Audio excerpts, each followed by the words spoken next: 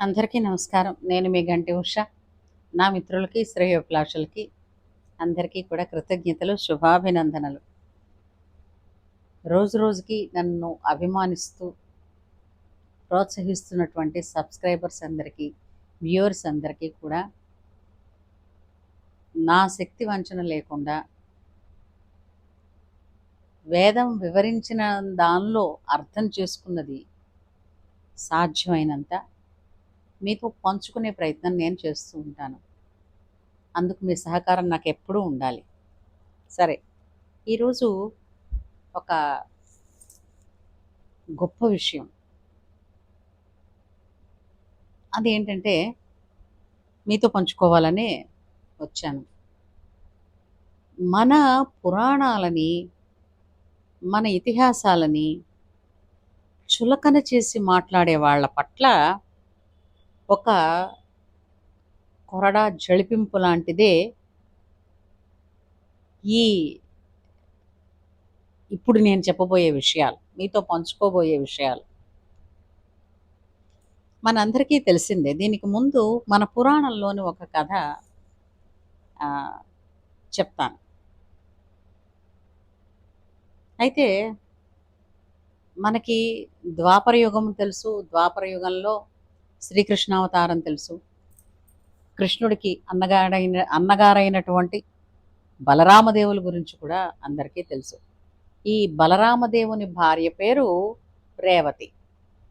రేవతి అనే పేరు కూడా ఆమెకు ఎందుకు వచ్చింది అంటే, రైవతకుడు అనేటటువంటి రాజు యొక్క కూతురు కాబట్టి ఆమె పేరు రేవతి.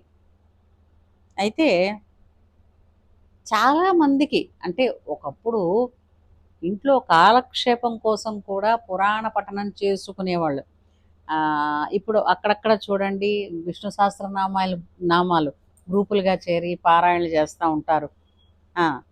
అలాగే లలితా సహస్రనామాలు అవి పారాయణ చేస్తుంటారు కదా. అలాగా ఒకప్పుడు అమ్మలక్కలందరూ కూర్చుని, ఇంకా పెద్దవాళ్ళు అమ్మమ్మ లాంటి వాళ్ళందరూ కూడా కూర్చుని ఏం చేసేవారు, ఒత్తులు చేసుకుంటూను పూజకి, లేదంటే దారం అన్నమాట. అవి అంటే దారం ఒత్తులు, రకరకాల ఒత్తులు చేసేవారు. ఆ ఒత్తులు చేసుకుంటూనో, లేదంటే చింతపండు గింజలు తీసుకుంటూనో, ఏదో ఒక పని చేసుకుంటూ వాళ్ళల్లో శుభ్రంగా చదవగలిగే ఒక మనిషిని పెట్టుకుని కాలక్షేపం కబుర్లు కాకుండా పురాణాలు చదివించుకుని వినేవారు. ఇది నేను నా కళ్ళతో నా చిన్నతనంలో నేను చాలా చూశాను. అలాగా అప్పుడు ఆ పురాణాల గురించి అలా పెద్దల ద్వారా విన్న వాళ్ళకి ఈ విషయం తెలిసే ఉంటుంది. అయితే అప్పటిలో ఈ రేవతి అనే కన్య 8 అడుగుల పొడవు ఉండేవారట. 8 అడుగుల పొడుగున్నటువంటి పిల్లకి అంతకన్నా పొడవుగా ఉండేటటువంటి వరుణ్ణి, అంతే కదా, ఇప్పుడు జోడి బాగుండాలి, చూస్తాం కదండి అని అనుకుంటే ఎక్కడ భూమి మీద ఆమెకి తగిన వరుడు దొరకలేదు. దొరకపోయేసరికి ఆమె తండ్రి అప్పట్లో ఒక సత్యనిష్ట అంటే మళ్ళీ గుర్తుపెట్టుకోండి, సత్యము అనే మాటకి మరొక అర్థం కూడా ఉంది, వేదము అని. వేదనిష్ట కలిగినటువంటి రేవతుడు ఏం చేశారు, బ్రహ్మలోకానికి తన కూతురుని తీసుకుని వెళ్ళాడు.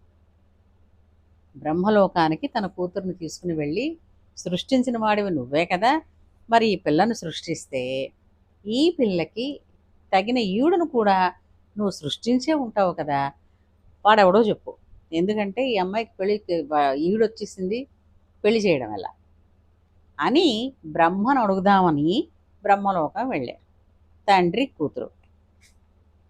వెళ్ళేసరికి ఆ సమయానికి గంధర్వులు నాట్యం చేస్తున్నారట. నాట్య ప్రదర్శన. అయితే ఒక సంప్రదాయబద్ధంగా, అంటే ఒక సంప్రదాయం ఏమిటి చెప్తోంది తెలిసిందా, అర్చకుడికి దైవానికి మధ్యలో వెళ్ళకూడదు, అలాగే భార్యాభర్తలు కలిసి పూజ చేస్తున్నప్పుడు మధ్యలో వెళ్ళకూడదు, అంతేకాదు భక్తుడికి భగవంతుడికి మధ్యలో కూడా వెళ్ళకూడదు. అలాగే ఈ పాట కచేరీ ఎవరైతే చేస్తున్నారో, పాడుతున్నారో వారికి, అలాగే ఆడియన్స్‌కి మధ్యలో అంటే ఎప్పుడూ కూడా స్టేజ్ ఫ్రంట్ రోలో అటు ఇటు తిరగకూడదని చెప్పకనే చెప్పారు. కానీ ఇప్పుడు మనకు ఆ పద్ధతి లేదు కదా! పాడేవాళ్ళు పాడుకుంటూ ఉంటే, మాట్లాడేవాళ్ళు మాట్లాడుకుంటూ ఉంటారు. హ్మ్. అంటే ఎవరి పనులు వాళ్ళది, ఎవరి గోల వాళ్ళది. అంటే ఇంక ఈ హాల్ దాటితే మరి మాట్లాడడానికి సమయం దొరకదేమో అన్నంతగా మాట్లాడుకుంటూ ఉంటారు. కానీ ఒకప్పుడేంటంటే సంప్రదాయాన్ని ఖచ్చితంగా పాటించేవారు. ఇతను ఆ గంధర్వుల నాట్యం అయ్యేదాకా కూడా నాట్య ప్రదర్శన అయ్యే వరకు కూడా కూతుర్ని తీసుకొని వెనక ఎక్కడో ఓ మూల కూర్చున్నాడు. ఆ గంధర్వుల గాన ప్రదర్శన అంతా అయిపోయింది. ఎంత ఉంటుంది మహా అయితే ఓ గంటో, 2 గంటలో ఉంటుంది. అంతేగా. ఆ 2 గంటలు అయిపోయిన తర్వాత బ్రహ్మదేవుడి దగ్గరికి వెళ్ళి, ఇలాగా ఈ పిల్లని నువ్వు ఇచ్చావు. కానీ ఈ పిల్లకి తగిన జోడుని నేను తేలేకపోతున్నాను. ఈ పిల్ల ఇంత పొడవుంది అని అడిగాడు. అడిగేసరికల్లా బ్రహ్మదేవుడు అన్నాడు, కూతుర్ని తెచ్చుకొని రావడం మంచి పని చేశావు. ఎందుకని? నువ్విప్పుడు ఇక్కడ గడిపిన ఒక గంటో, 2 గంటలో ఈ కాలం ఏదైతే అయిందో, భూమి మీద ఇప్పటికీ 40,00,000 సంవత్సరాలయిపోయింది. కాబట్టి అప్పుడు నీకున్నటువంటి బంధువులు కావచ్చు, వాళ్ళ వాళ్ళు కావచ్చు, ఎవరు లేరు భూమి మీద. కానీ ఇప్పుడు నడుస్తోంది ద్వాపర యుగం కదా! ఈ ద్వాపర యుగంలో కృష్ణుడు, బలరాముడు అని ఉన్నారు. బలరాముడు నీ కూతురికి అన్ని విధాలా తగిన వరుడు.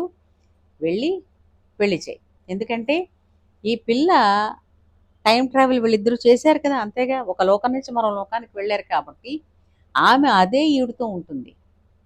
అదే యవ్వనంతో ఉంటుంది. కానీ భూమి మీద మాత్రం అప్పటికి బాగా సంవత్సరాలు, కొన్ని లక్షల సంవత్సరాలు గడిచిపోయాయి. అందుకని మన వాళ్ళంటారు, బలరాముడి కన్నా రేవతి పెద్దది అని. ఆ! అంటే ఇది చాలామంది ఏంటనుకున్నారు, పుక్కిటి పురాణాలు, ఎవరికి తోచింది వాళ్ళు రాసుకున్నారు. హ్మ్. ఇలాంటివి నమ్మకూడదు. హియర్ ఇక్కడ జాగ్రత్తగా వినండి. ఇవి జరిగినవి. బలరామదేవుడు అంతటి గొప్పవాడు, అంత బలమైనవాడు, 10 అడుగుల పొడుగుండేవాడు. హ్మ్. ఆయన ఆయుధం ఏంటి? హలం, నాగలి. అయితే ఆ మధ్యన 2014లో అనుకుంటా 'ఇంటర్‌స్టెల్లార్' అని ఒక సినిమా వచ్చింది. ఆ సినిమాకి మ్యూజిక్ కంపోజిషన్ చేసింది కూడా 'హ్యాన్స్ జిమ్మర్' గారు. చాలా ప్రఖ్యాతులు వీరు. అయితే ఆ కథ సారాంశం ఏంటంటే, భూమి మీద మానవ జాతి మనుగడకి కావలసినటువంటి వాతావరణం నశించిపోవడం వలన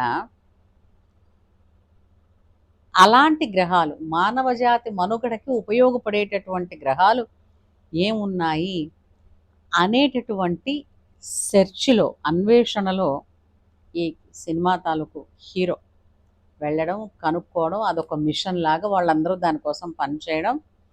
అతని కూతురు కోసం, అంటే తండ్రి కూతుళ్ళ మధ్య ప్రేమ. ఈ ఆహ్, అంటే ఏమిటంటారు? ఈ లోకం ఏ గ్రహం మీద మళ్ళీ తిరిగి మానవ జాతికి ఉపయోగపడుతుంది. అంటే జీవన విధానం కొనసాగడానికి అనేటువంటి ఒక ఫిక్షన్ కథ.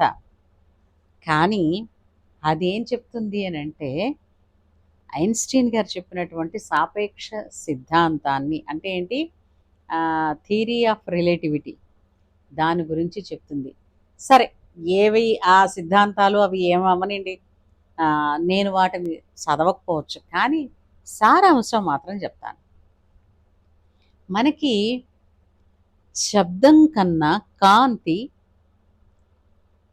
వేగంగా ప్రయాణిస్తుంది. ఇంతవరకు కాంతి కన్నా వేగంగా ప్రయాణం చేసేవేవి లేవు. కొండకుచో మనం ఏంటంటామంటే, కాంతి కన్నా వేగంగా అంటే మనసు పరిగెడుతుందంటాం. హ్మ్. ఇది పక్కన ఉంచితే కాంతి తాలూకు ప్రయాణం స్పీడ్ ఎంత అన్నది తెలుసు చాలామందికి కదా. అలాగా ఇప్పుడు ఒక 10 సంవత్సరాల కుర్రవాణ్ణి కాంతితో సమానమైనటువంటి స్పీడ్తో వెళ్ళగలిగేటటువంటి ఒక వాహనంలో పెట్టి అతనిని అంతరిక్షంలో ఈ దివ్య దేవయాన గంగ ఏదో అంటారు, ఇట్స్ జస్ట్ లైక్ కొన్ని అంటే మీకు అంతరిక్షంలో ఉంటాయి కదా బ్లాక్ హోల్స్ అని, ఏంటి పాలపుంతలని, అలాంటి వాటిల్లో గనక వదిలేస్తే ఆ అబ్బాయి